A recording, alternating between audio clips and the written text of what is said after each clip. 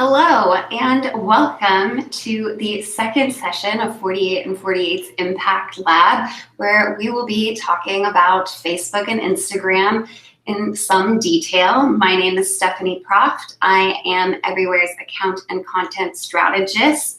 I have been helping brands tell their stories through social media and other platforms for years and years, so this is very near and dear to my heart, and hopefully you will get some great insights that you can apply in your daily content creating lives. This is disappearing. Technical difficulties.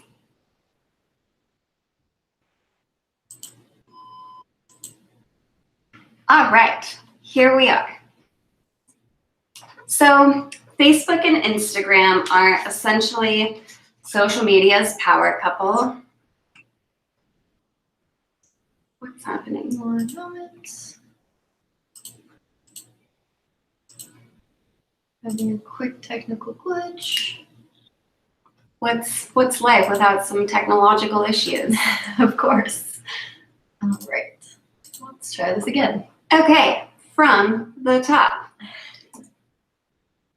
Facebook and Instagram are essentially social media's power couple. In 2012, Facebook paid $1 billion to buy Instagram.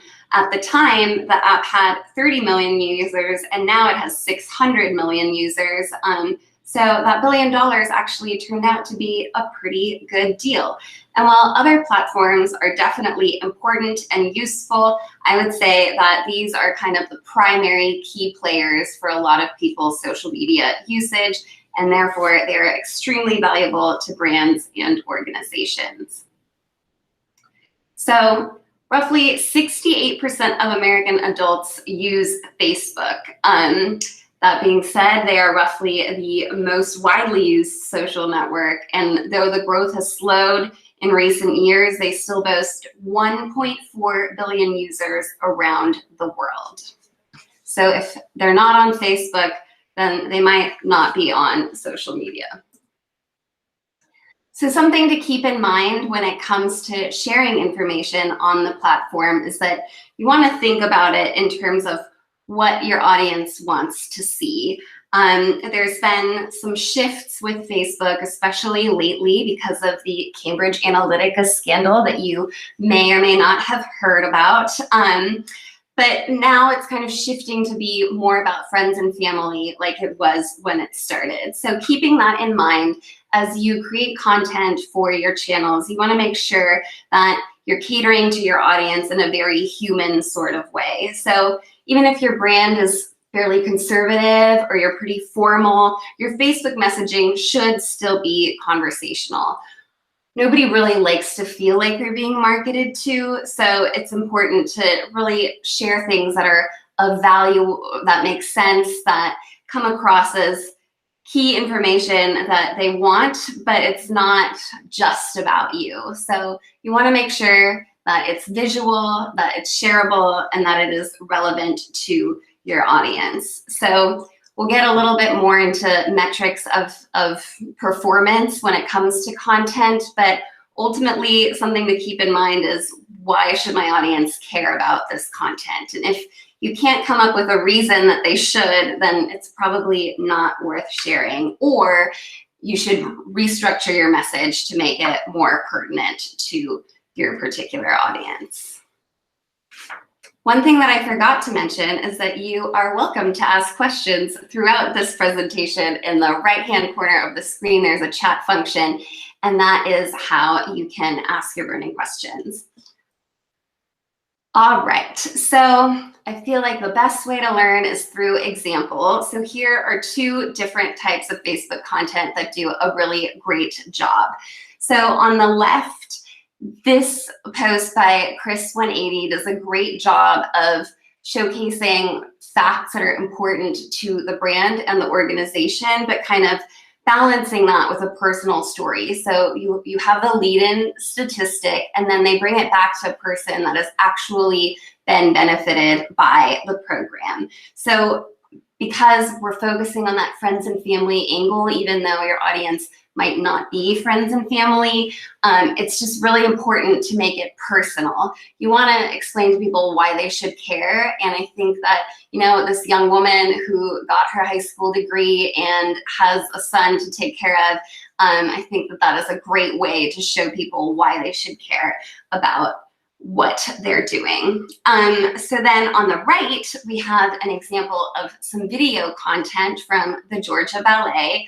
I know not everybody has access to as cool and entertaining content as the Georgia Ballet, but in general, things to keep in mind about Facebook videos are that they don't have to be high quality productions. They should be not hard on the eyes, but it doesn't have to be, you know, professionally produced. And ultimately, you're just kind of providing a behind the scenes look at what's going on in the moment.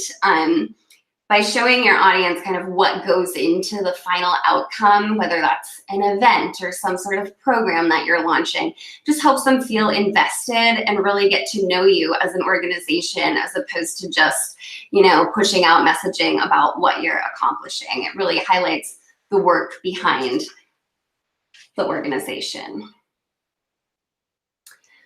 So another aspect of Facebook that should be considered is Facebook Live. This is another way of sharing video content, and it's particularly useful if you are hosting some sort of event and you want to instill that sense of FOMO, which is short for fear of missing out, to inspire people to join you. So if you are out and about, you can showcase what's happening, kind of get that intrigue going so that people want to be a part of your event. It's also a great way for interacting with your audience in real time in a Q&A sort of fashion. So again, it doesn't have to be professional grade cinematography, but you do want to keep in mind that you're going to need a strong Wi-Fi connection or signal if you're not near the internet. Nobody really likes to see shaky Blair Witch style footage. So if you have some sort of a tripod or a stand to make sure that the phone's not jerking all over the place, that is another great way to make sure that your Facebook Live is visually appealing. And then another thing to keep in mind is that it's often really handy to let people know that you'll be going live so that they can kind of prepare ahead of time. So maybe an hour or two before, if you're doing a Q&A, let people know that it's going to be happening, who the guests will be, or what kind of questions you're looking to answer, so that way they can kind of gather their thoughts and make sure that they're in a position to tune in. And while it's called Facebook Live, it's important to mention that the content does live on beyond the moment. So you can repurpose that footage and use it forevermore. All right, so now you're creating content that you don't really know whether or not you're doing it right. So there are some really easy ways to measure that. In the world of Facebook, you have your likes or your reactions, which are those hearts and smiley faces, and then you have comments, and then you have shares. So as you can tell by the slide, a like is good, a comment is better, and a share is ultimately the highest form of social media flattery. So while having a lot of followers is great, I think a lot of people get a little too hung up on that. Your channel should grow over time, and you can definitely make a concerted effort to do that. But when you're creating content, you should really be thinking about how it's performing with those people that are already paying attention. So just don't get too caught up on how many people like your profile. You should really be thinking about how people are interacting with the content that you're creating. So Natalie, my colleague, will get into this in the following session, but some of you might be wondering, is Facebook organic reach dead? And unfortunately, it is very, very limited for brands to get the eyeballs of people who are following them. The estimates vary, but you can probably assume that less than 10% of your audience will even see your post if you're not putting any sort of dollars behind it. I know that can be discouraging, but Natalie is going to tell you all about how to maximize that budget, but do just keep it in mind. A little bit goes a long way.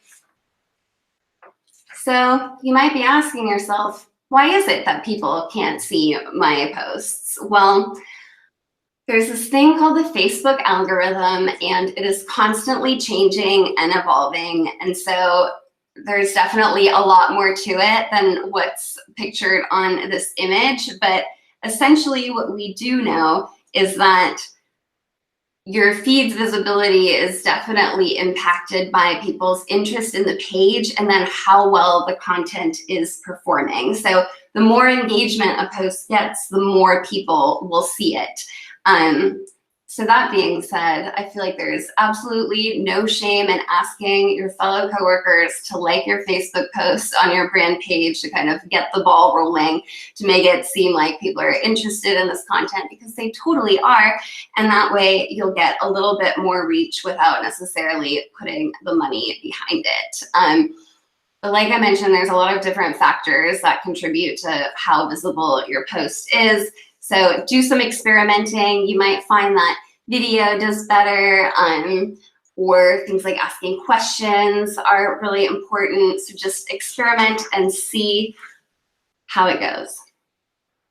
All right, here's some kind of general Facebook tips. There's the 80-20 rule, which is that 80% of your content should really not be about you, or it shouldn't be about you in a way that's asking for something or promoting you in a way that's just about the brand. You should always try to tailor it to be more about the audience that's seeing the content. And then 20% can be, hey, look at us, make your donation, come to our event, that sort of thing. As previously mentioned, it's really, really important to keep it conversational. People like to feel like they're talking to other humans. So if you're reading it and it seems like nobody would ever say this out loud if they weren't reading, then rephrase it. Asking questions is another great way to get people invested in your content. These can be really fun, simple things. It doesn't have to be, you know, something controversial. You don't have to start a debate, although you can if you want. But just to get people to interact with you. Visuals are also super important. People don't really like to read that much. So if you can get a visual that's kind of sort of eye-catching and it really relates to your message, it's going to strengthen that post overall. Video also tends to do really well on Facebook. And then the more engagement you get, the more visible your post will become. All right, so Instagram. 72% of Americans ages 18 to 29 use the app, and it's arguably shaping our culture for better or for worse. People are really caught up in kind of documenting their every move, and it's a very sort of curated visual diary almost of what's going on in your life, both as a person and as an organization. So users spend an average of 21 minutes on the app every day, which is pretty significant. So that's a lot of time to potentially see content, to feel inspired, and all of that good stuff.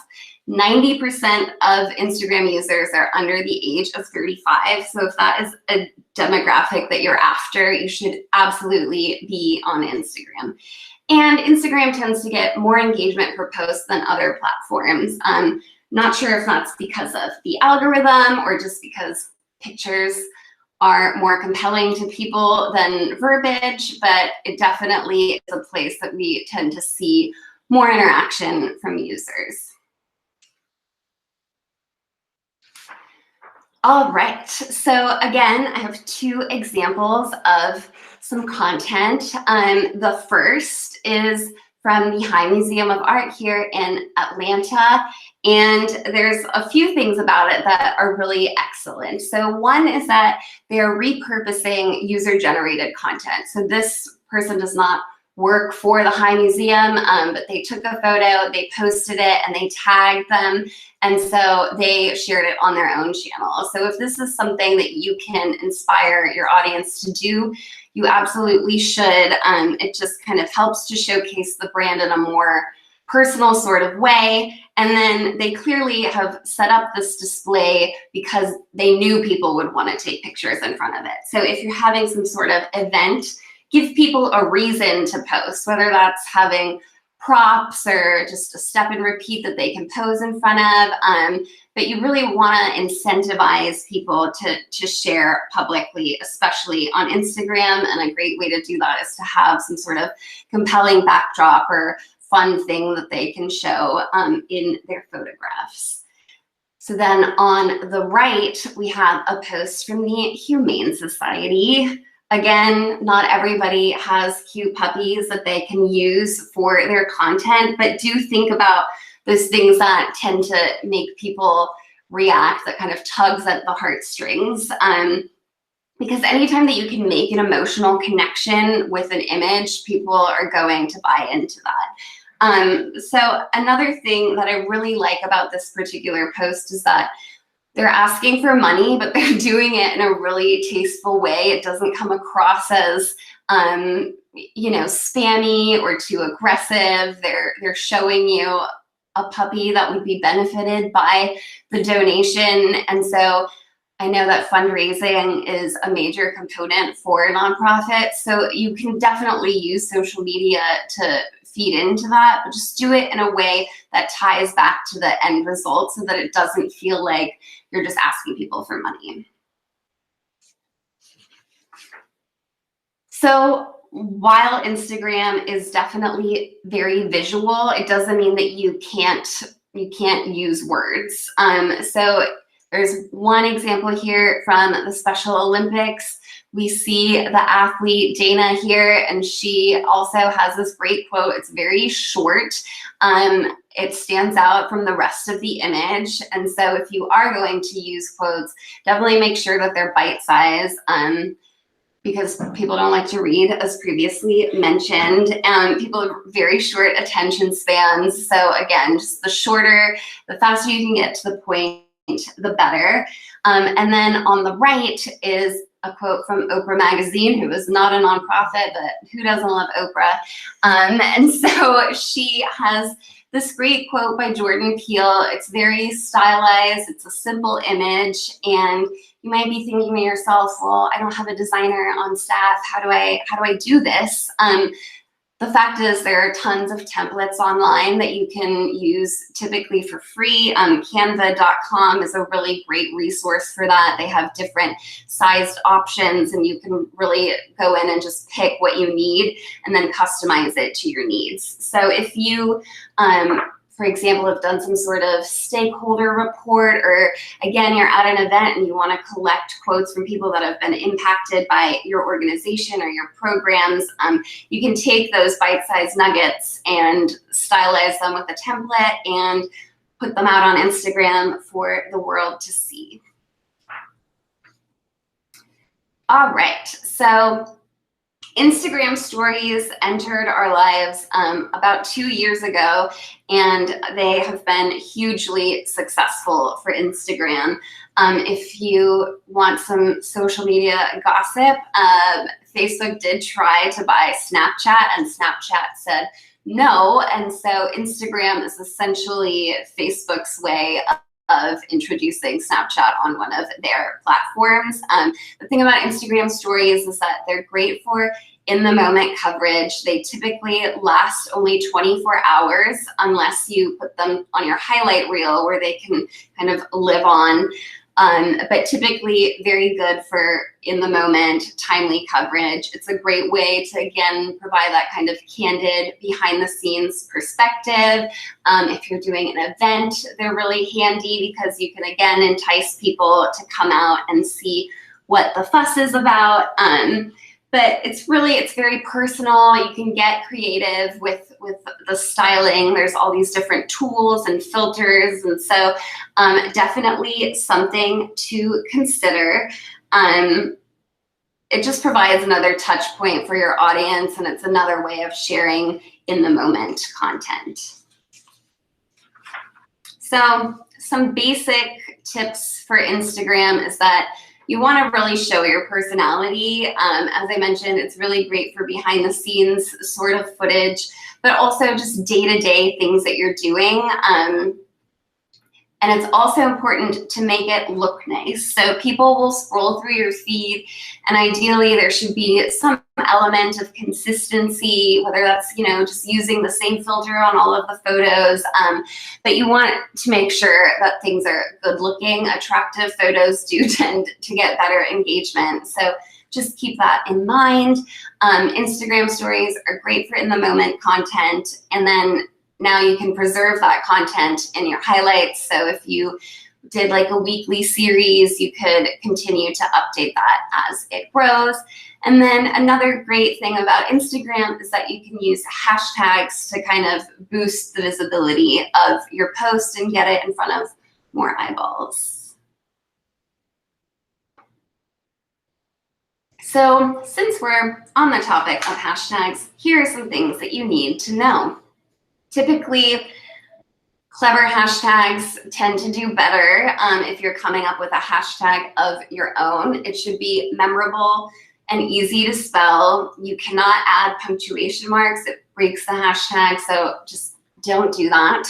A lot of times people feel the need, especially if it's around an event, to add the year to the hashtag. You don't have to do that. We all know that it's 2018, and ultimately, even if you're using the same hashtag for your event year after year, it might be better to just coalesce it all under one, and then people will see the most recent ones anyway. So you don't have to add that 2018 or 2019 in the future. It's pretty self-explanatory. And then short and sweet is always better. So the longer your hashtag, the more room for error you're leaving. And then another thing to look at is whether or not somebody else is using it. And you want to do that for two reasons. One is that it might already have a connotation that you don't want to be a part of. And then it also might just be something that's going to overshadow your brand, and you want something more distinct. So check it out before you put it on marketing materials. And then typically you don't want your hashtag to be the same as your handle because people are already going to be tagging you. So regardless of the platform, it's really important to have high quality visuals as a part of your posts. There are tons of places online to find them if you don't have access to photography, but just keep that in mind. Fewer words, more pictures, and it's really important to always look for opportunities to kind of harvest that photo content that you can repurpose. So if you are out and about in the world, you have an event, you're doing a program, it's just a great time to take a ton of photos that you can sprinkle throughout your content calendar for the rest of the year. And again, there's tools that you can use to make sure that things are looking good. And then you want to make sure that there's some element of consistency. So, you know, you probably have a brand voice that you're using, or you should.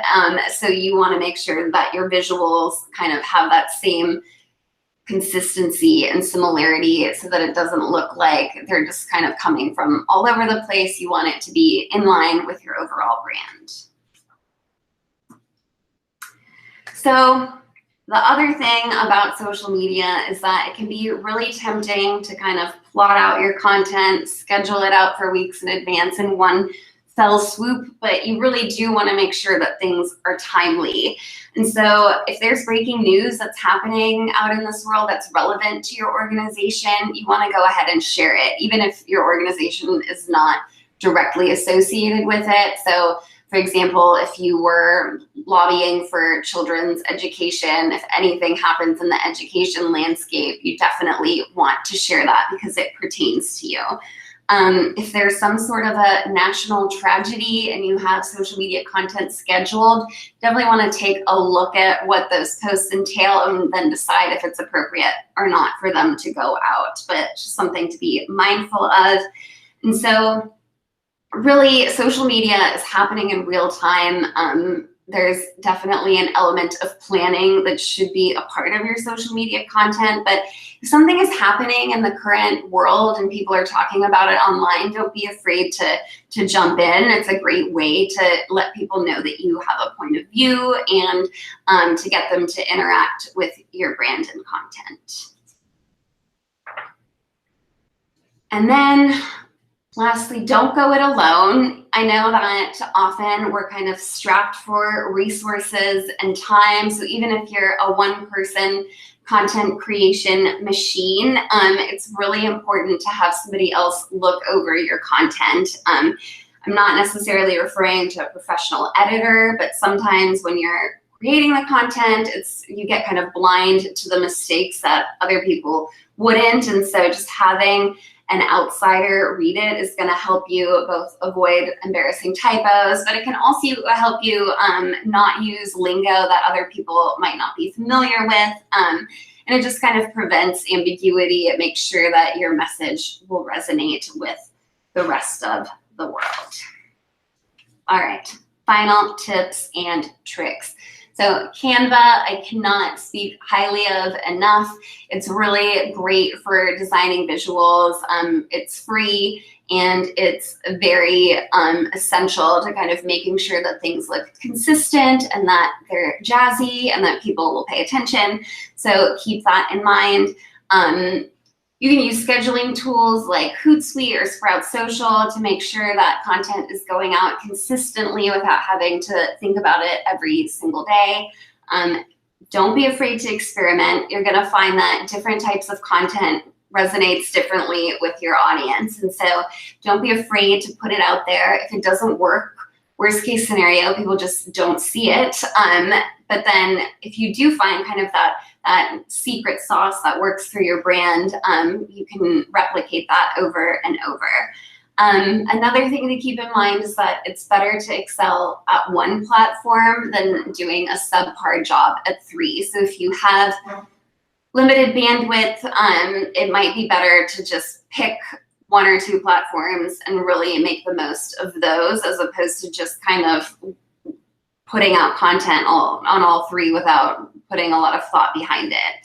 And then as a nice little segue to the next session, a little paid boost goes a long way. So if you can find the budget, it's always important to put just a little bit of money behind your posts to increase that visibility. And now it is time for questions. All right, so we got some good ones in the chat here. This one came in recently. Do you have any tips for making sure content creation remains a priority despite very limited team bandwidth? Sure. So I know that is definitely a challenge for a lot of us. I think one way to do that is to just really be mindful and to let your team know that you need the content. So if you know that somebody is going out into the world to make a delivery or whatever your organization is specializing in, just let them know, like, hey, it would be really great if you could take a picture, or if they're having an important meeting, just let them know you want that visual content. And so by just kind of putting the feelers out there and putting reminders out there to make it a team sport, it does take the burden off of one person having to create content for days and days. This question came from the Cherokee Family Violence Center. They said, we have some obvious confidentiality obligations to maintain. Do you have any suggestions on behind the scenes content we can share via video? So, I mean, obviously, yes, you always want to respect confidentiality. I think if you can find people that are willing to be on camera, just ask them and maybe they would go for it. If that's absolutely not an option, I think you could do behind the scenes content that really just focuses on your team members and how they interact with the people that you serve without necessarily mentioning them by name or showcasing them. And then another thing is maybe you can collect like testimonials that don't necessarily have to be attributed to a specific person, but still kind of incorporate that personal element. Here's another question. Is it okay to cross-post content from one channel to another? So in general, no, it's really not the preferred way to do things. Like I mentioned, if you are really strapped for bandwidth or content, I would pick one or two platforms and really just put all of your eggs in that basket. Different platforms work differently, so you can't just take a tweet and put it on Facebook. It's not going to resonate in the same way. And then it also, to me, it signals that you haven't really thought about a strategy for your social media channels, because ideally each channel would be tailored slightly differently. So if you can avoid cross-posting, you should. This question comes from Pat W. They asked, how do you get nonprofit members to buy into social media? We can't seem to get most of our members to like our page, much less share. Many are older, some are not on social media, etc. That is pretty frustrating, I can imagine. So I think one way to do it is to maybe get all of the stakeholders together and to just compile like a really short and sweet presentation about the power of social media. There are tons of statistics about how people engaging with content online relates to them then taking action in real life. And so if you can position it as, if we can't get you to care about it, how can we get other people to care about it? I think that might be the guilt trip that could get them invested. What is a good tactic for collecting user-generated content? So there are a few different ways that you can do it. I think obviously you want to put it out there into the world that you want people to share content that relates to your organization. Sometimes, just a little giveaway can work, maybe like a $25 gift card, or you can have some sort of contest that will inspire people to share their photos with you. But I think sometimes just kind of putting the ask out there, letting people know that you want to see how your organization has impacted them, and then having a hashtag that they can use to promote their posts, to just kind of get everything in one place. I think that is a great starting point. When would you use Instagram stories versus using Facebook Live? So I would use Facebook Live if I wanted to showcase like a continuous section of an event, or if I wanted to do a Q&A where I'm interacting with the audience in real time. I would use Instagram stories more if I wanted it to feel a little bit more curated. So if you're going to be at an event for 3 hours, people probably aren't going to watch for 3 hours, so you can just kind of show bite-sized sections of what's happening and provide your perspective without overwhelming people with content. This question comes from Haiti Projects Incorporated. Which platform do you recommend for selling our artisan goods versus raising money for a clinic or library? Is Facebook better for donations and Instagram for selling products? So that would be my initial hunch. I know that with Instagram, those impulse purchases are definitely a major thing. So being able to showcase the products, which I'm sure are very attractive, would make sense for Instagram. And then, I think Facebook is a little bit better to get that messaging across that you need help. And I also think that diversifying those platforms is really smart, so that you're not, you're not just kind of putting it out there in a way that's jumbled. That Instagram is really about highlighting the product. It's about inspiring sales, whereas Facebook is about showcasing the work that you do and inspiring people to make personal donations. Also, not a question, but Pat W did bring up the good point of making sure you get people's permission before they use their photos. Yes. Which is always important. It is important. So it looks like that was our last question, unless someone jumps in here in the last couple of seconds. So we will go ahead and wrap this up. All right, thank you.